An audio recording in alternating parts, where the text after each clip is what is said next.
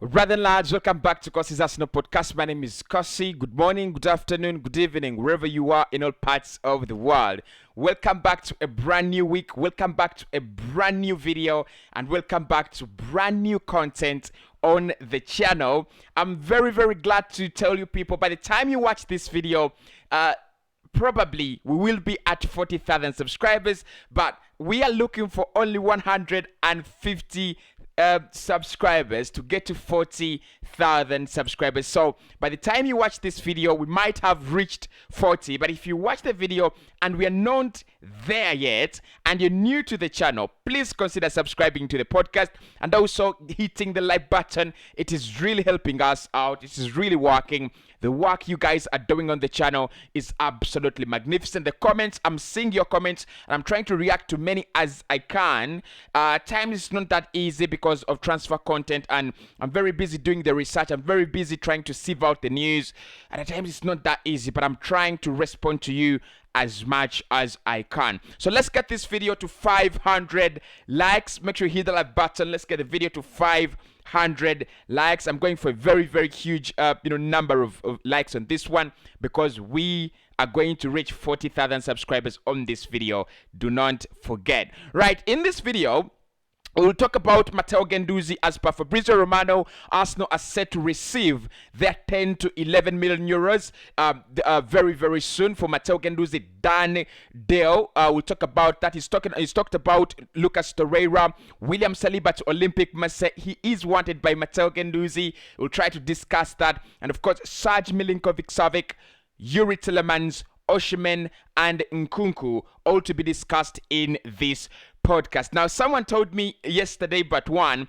Cossy tried to give us at least 70% of done deals. I can't do that really because, Arsenal and our transfer business, it's all about, talking about this player and that player, and then in the end, we can come out with, some 2 or 3 signings. So I'm going to continue telling you guys about who is linked with the club and what is happening, and trying to quote the sources as much as I can so that you can find this information if you want to verify. Right, let's start off with Fabrizio Romano's update around the club. He said Matteo Guendouzi, deal done, everything is sealed. All the clauses and all the requirements for him to join Olympic Marseille were actually fulfilled last season. So 10 to 11 million euros is what Arsenal is going to be receiving in the sale of Matteo Guendouzi. I still feel it is very low. I still feel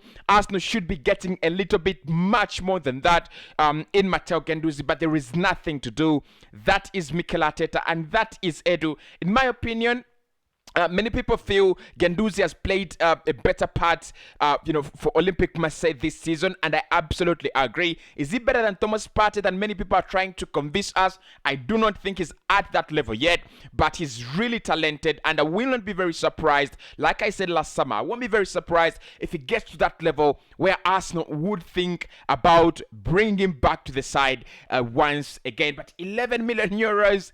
That is an absolute steal by Olympic Marseille. An absolute steal. Now, still talking about the club, of course, Romano yesterday confirmed that Lucas Torreira's future at Arsenal is still very undecided.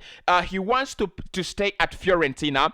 Talks ongoing between Arsenal and Fiorentina. However, it looks like Arsenal are very mad with Fiorentina. Now, this is what happened. Arsenal had agreed with Fiorentina, a couple of months ago, that if they want to keep Lucas Torreira, if he does well, then they will be paying 20 million euros. And Fiorentina did agree to that. Now, it has reached time. They want to keep the player. He's done very well for them. He's won a couple of Man of the Matches awards, last campaign for them. And it's been very pivotal for them.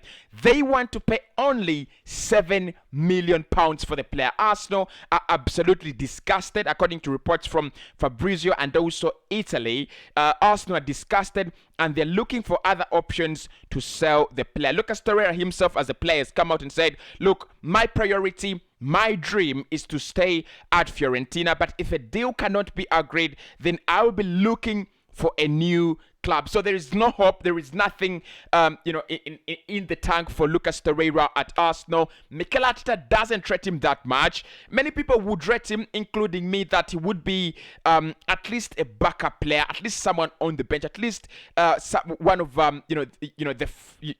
should I call them utility players. I think he can do a better job for me than Mohamed El Neni, but of course he's going to be leaving the club. That is also absolutely confirmed. Now, in the Yuri Tillemans saga, Yuri Tillemans has been speaking about his potential move to Arsenal, and he has said, look, I'm joining another club. I'm leaving Leicester City and I'm joining another club, not for the sake of just change.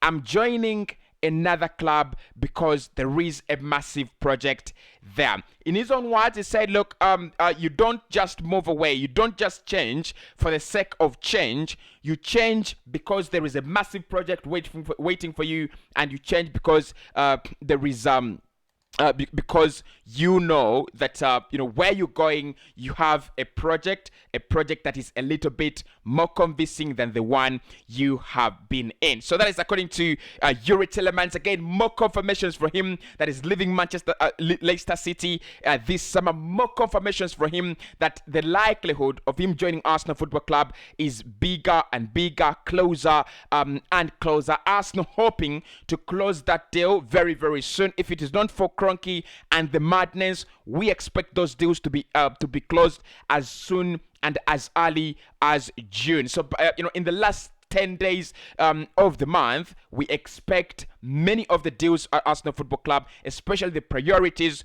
to be done. But Yuri Tillemans, again, guys, I think Arsenal really in pole position. The Athletic, if you look at the extensive story they've run, the extensive piece they ran covering all Arsenal transfers, including Gabriel Jesus, including Serge Gnabry and Yuri Tillemans, they have, they claim that Arsenal have given the player, they have offered the player the most suitable offer. We have given him the best offer as compared to Spurs, as compared to any other club. We've given him the offer that you would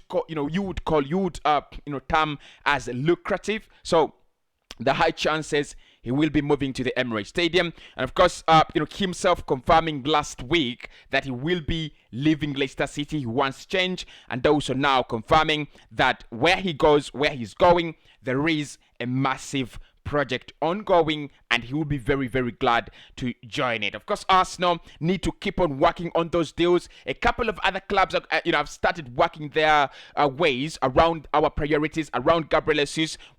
By the way, in this morning I do not have an update around Gabriel Jesus, and then around Yuri Tillemans. So Arsenal have to speed up. Mikel Arteta is frustrated with, I've told you about that.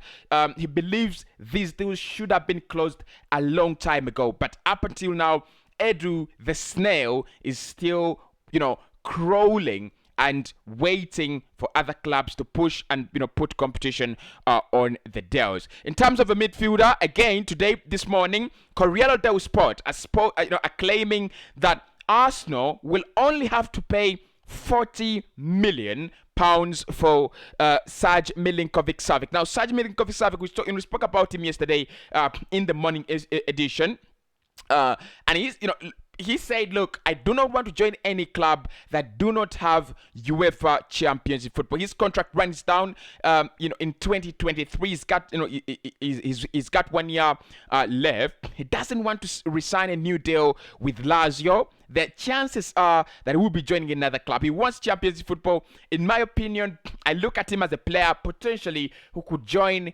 Atletico Madrid. That is if they can get rid of Saul Niguez. I just see him. I just look at him as I just look at him as a Diego Simeone player. But I also won't be very, very surprised if Chelsea go in for him. Arsenal, Manchester United are interested. The price is going to be lowered because Lazio do not want to lose him on a free, so they'll have to at least lower the demands in the player. They've been asking for around 66 million euros.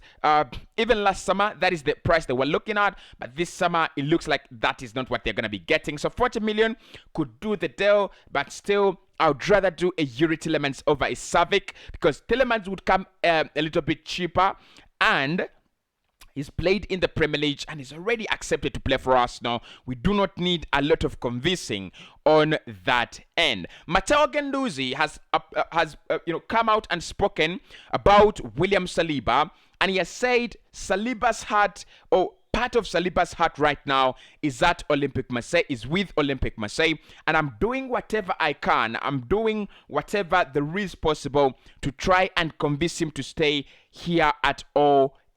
Now, that is one of the most ridiculous stories.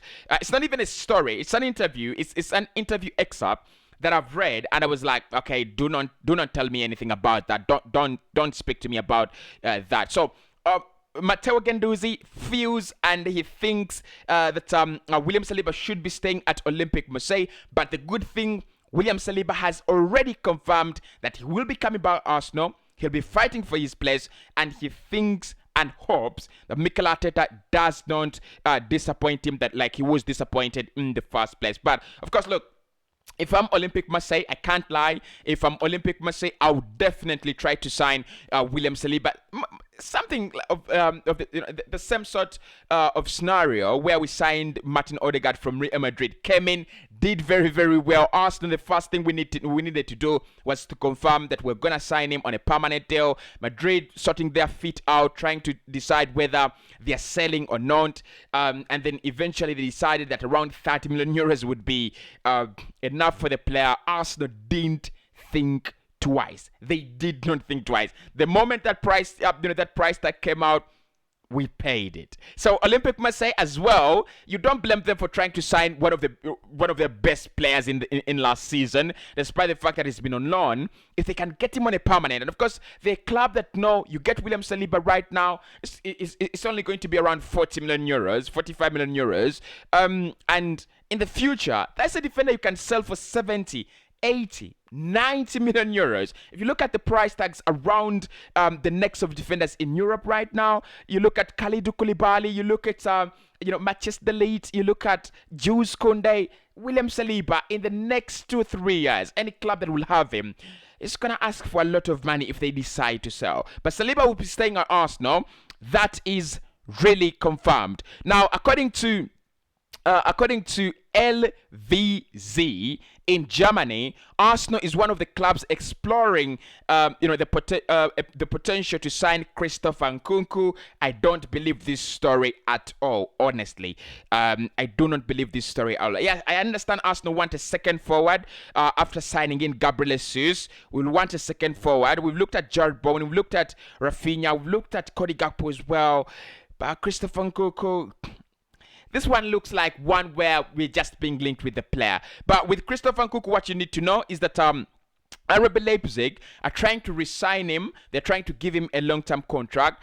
And they want to include a release clause in the contract that is £50 million. That's what I don't understand now. This summer, for me, they can sell him for around 50. He's had a very incredible season. If they ask for 50 million, any club that is really seriously interested in the player will pay that. I don't think he will fail to find a club that is interested in him. The market is still very, very young.